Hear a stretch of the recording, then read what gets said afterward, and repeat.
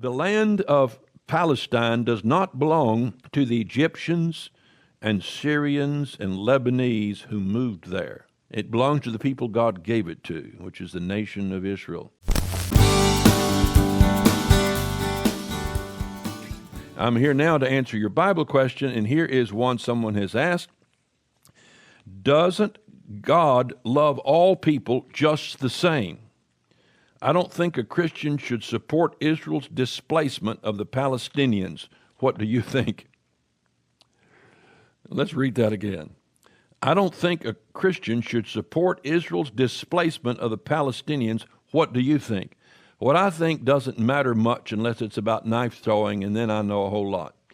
But other than that, I have to be very cautious, especially when it comes to what God does and doesn't do. That's his business. I kind of just tag along. All right, Genesis 17:7 says this.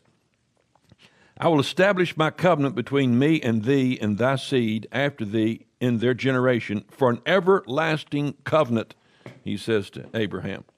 I will give unto thee and to thy seed after thee, that's Abraham to Isaac to Jacob to Joseph's 12 sons, the 12 tribes went down to Egypt, came back, 12 tribes of Israel. I will give unto thy seed and thy seed after thee the land wherein thou art a stranger, all the land of Canaan. The land of Canaan had many nations, nation states in it, for an everlasting possession. An everlasting possession. You know, I've seen situations where someone would die and leave a piece of land to their posterity in perpetuity. They couldn't sell it. And I know a piece of land like that got so many folks they didn't know who owned it. I mean, it's just like hundreds of people. And so God says, I'm going to give this land, this piece of land, which goes from the Mediterranean up in, taking a little bit of all of Lebanon, a little bit of southern Turkey, over into Syria, and down close to the Euphrates River, down to Kuwait, and then across over to the river of Egypt. And so it gets a little bit of northern Egypt.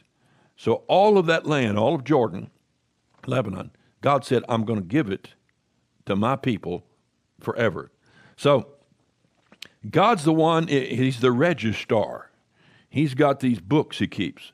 So if you were to go into God's little deeds office, like we got one here in town, and say, let me see, this plat of land right here, who does this belong to? And God said, I don't even need to look at that. That belongs to my people, Israel. I gave it to them for an everlasting possession. Leviticus 20:22. Ye shall therefore keep all my statutes and all my judgments and do them, that the land where I bring to you to dwell therein, lest the land spew you out, ye shall not walk in the manner of the nations, lest I cast out before you. For they committed all these things, therefore I abhorred them. But I have said unto you, ye shall inherit their land, and I'll give it unto you to possess it, a land that floweth with milk and honey. I am the Lord your God, which separate you from among other people. So God said, see, the land was occupied at that time by these different nations. And God said, go in and displace them. Annex the whole territory. It's yours. Exodus 34:24. I'll cast out the nations before thee and enlarge thy borders. So they conquered a portion of it, but not the whole thing. And God told them that you go and I'll enlarge your borders. And sometimes they would. They'd reach out in faith and they would conquer out on the peripheries of the land God gave them. He said, I'll enlarge your borders. Neither shall any man desire thy land when thou goest to appear before the Lord thy God thrice in the year. He told them to go up to the temple. He said, while you're gone, when you leave your farm, you go up to the temple. He said, no one's going to mess with your land. I'll take care of that. Genesis 15:13. And he said unto Abram, know of a surety that thy seed shall be a stranger in a land that is not theirs, shall serve them. They shall afflict them 400 years. So these 12 tribes ended up in Egypt. And also that nation whom they shall serve I will judge, and after they shall come out with great substance. Deuteronomy 4:26. He said, I will call heaven and earth to witness against you this day, that you shall soon perish from off the land. Oh, wow, man. They're just getting started. They just got in there and just conquered the thing, just trying to get set up, get the house all in order. And he said, you're going to soon perish from off this land I gave you. I'll scatter you among the nations. And he said, you shall serve other gods, the work of men's hands, wood, stone, which neither see nor hear nor smell. But if thou from thence, where I scatter you to Germany, France, Spain, Portugal, Italy, Russia, South America, Australia, New York, L.A., I'm going to scatter you. If you from thence you remember the Lord, and seek him with all your heart, with all your soul, when thou art in tribulation, you dispensationalists know about the tribulation, don't you? When thou art in tribulation, and all these things come upon thee, even in the latter days. The tribulation is going to happen in the latter days. So he said, when it happens to you, when the children of Israel get in tribulation, if thou turn to the Lord thy God, and shall be obedient unto his voice, for the Lord thy God is a merciful God, he will not forsake thee, neither destroy thee, nor forget the covenant of thy fathers, which he sware unto thee. Out of heaven he made thee to hear his voice, that he might instruct thee. So he said, I'm not going to forget the covenant that you're going to inherit the land. There are many, many Old Testament passages that God promises emphatically to the children of Israel, who at the time he's making the promise are in Babylon or Assyria, scattered, prisoners and captive. He said, I'm going to bring you back to the land. I'm going to restore you to the former glory and more. And he said, nothing's going to change that. Now, Deuteronomy chapter 30, he said, it'll come to pass when these things come upon thee, the blessings and the cursings and so forth, that the Lord thy God will turn thy captivity and have compassion on thee, and will return and gather thee from all the nations. Going to gather them and bring them back from all these nations where they were, in Poland and France and Germany, where the Lord thy God hath scattered thee. If any of thine be driven out unto the uttermost parts of heaven, way off in Australia, from thence will the Lord thy God gather thee, and from thence will he fetch thee, and the Lord thy God will bring thee into the land which thy fathers possessed. That's now called Palestine. You know where the word Palestine comes from? It comes from the word Philistine, P-H-I-L, Philistine, P-H-I-L-I-S-T-I-N-E, Philistine, Palestine. It was the unbelieving Calvinist Arians who named it that and didn't want to call it by the believing name of Israel. Historically, it was not called that, but they revived that in the last days. The land of the Philistines is what that word means. And yet God says there'll be no more Philistines in the land.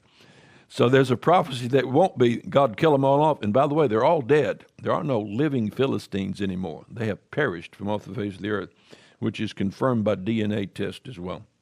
The Lord thy God will make thee plenteous in every work of thine hand, in the fruit of thy body, and will rejoice over thee for good. And he says, I denounce unto you this day, the prophet said, and Moses, you shall surely perish. You shall not prolong your days upon the land.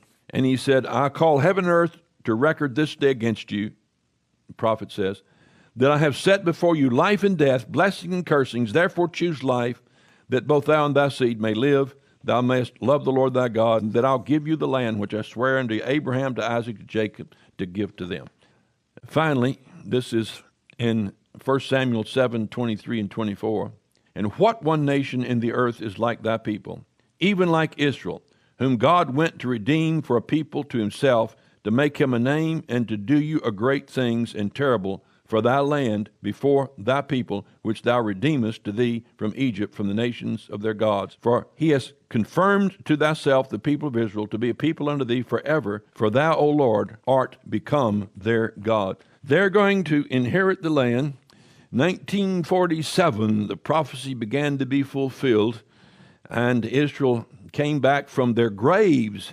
It says there in Isaiah, bring you back from your graves. They came back from emaciated, some of them weighing less than 100 pounds, 80 pounds, 78 pounds, skinny, ribs sticking out. Came back, were handed a stick because the Arabs were attacking at that very moment, and they went out to fight, fresh from the concentration camps.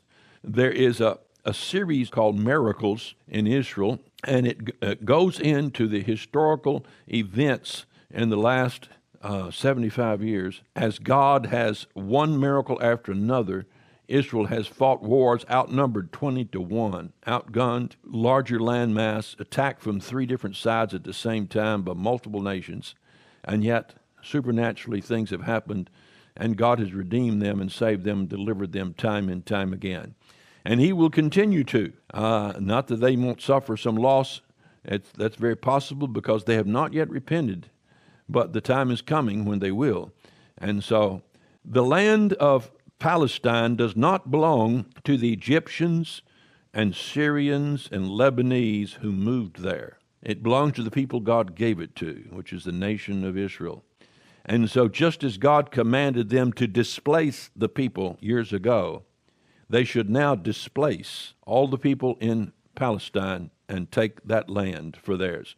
That's not my opinion. It's not that I've been to over there. I've gone in the homes of so-called Palestinians, fine Christian people, nicer than the Jews, really nicer than the Jews. I've sat down with them, I've eaten, had them cook special meals for me. I've eaten with them, and I'd love to have them for neighbors. Great people, but they're living on somebody else's land. If somebody moves onto your land, a homeless person, they're really nice, and they decide they're going to live in your living room, and you have a deed to your property, you may have compassion on them, but you are going to say, I need you to leave this property. It's mine. This is for me and my family. We have the deed to this property. And you might go out of your way to provide something else for them. But in the end, it's your land. God gave it to his people forever.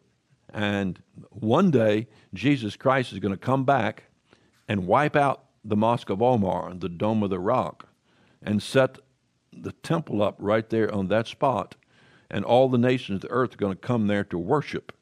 And if they don't, he said, he'll withhold rain from them in a judgment. And so that's the Bible answer to your question.